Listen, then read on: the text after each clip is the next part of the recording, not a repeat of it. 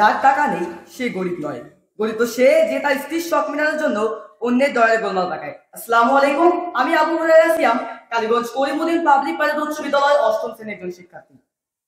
গরিব তো সেই ব্যক্তি যে তার অল্প টাকা সত্ত্বেও সে গরিব নয়, সে গরিব যে তার বেশি টাকা সত্ত্বেও আরো চাই। তাহলে প্রকৃত অর্থে গরিবের সন্ধান করলে আমরা বুঝতে পারি গরিব সেই ব্যক্তিরা যাদের নিজেদের প্রয়োজনীয়তাগুলো মেটানোর জন্য সামর্থ্য থাকে না।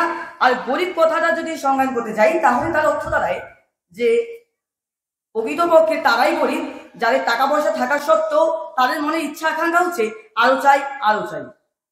আর ধনী ব্যক্তিরা তারাই যাদের মনে থাকে না কোনো রকম খুঁত, যাদের মনে রয়েছে নীতি নৈতিকতা, যাদের বুকে রয়েছে আদর্শ। নদীতে নৌকা চালানোর জন্য পানি প্রয়োজন, কিন্তু সেই পানি ততক্ষণ তার উপকারে দাঁড়ায় যতক্ষণ সেই পানি নৌকার নিচে থাকে। যখন সেই পানি নৌকার উপরে উঠে আসে সেই নৌকাকে কিন্তু ধ্বংস করতে সেই পানিরই প্রয়োজন, তখন আর সেই পানি উপকার থাকে না। ঠিক একইভাবে যদি আপনার মনে থাকে আপনার মন যদি হয় গরিব, আপনার মনে থাকে যদি নীতি নৈতিকতা অভাব, আপনার মনে থাকে যদি সীমাহীন লোভ, তাহলে আপনি ধ্বংস হতে বাধ্য।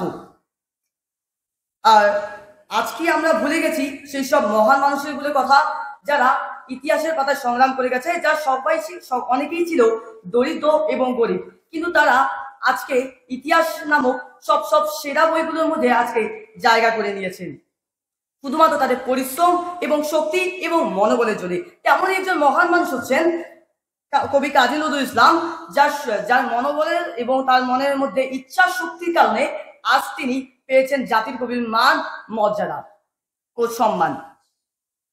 কথায় আছে অভাবে নাকি স্বভাব নষ্ট। আজ আমি সেই সব মানুষদের প্রতি তীব্র নিন্দা জানাই যারা নিজের শরীর সুস্থ থাকা সত্ত্বেও অন্যের বাসায় বাসায় গিয়ে হাত পেতে দাঁড়ায়। আর কিন্তু তারা যদি হতে পারতো একটি পরিশ্রমী মানুষ, চেষ্টা করতো, তাদের মধ্যে থাকতো নীতি নৈতিকতা, তাদের মধ্যে যদি আদর্শ থাকতো তাদেরও অন্যের বাসায় গিয়ে আর হাত পাততে হতো না। কিন্তু তাদের মনে আকাঙ্ক্ষা কি জানেন?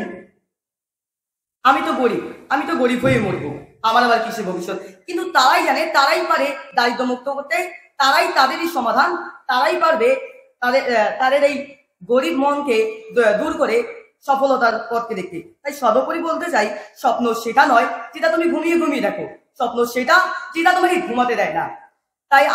তাই তাদের উচিত তাদের এই গরিব মনকে দূর করা, তাদের মনের শক্তি বাড়ানো এবং তাদের পরিশ্রম করা। সেই পরিশ্রমের মধ্যে তারা এগিয়ে যাবে, তাহলেই আমরা একটি সোনার বাংলা উপহার পাবো। ধন্যবাদ।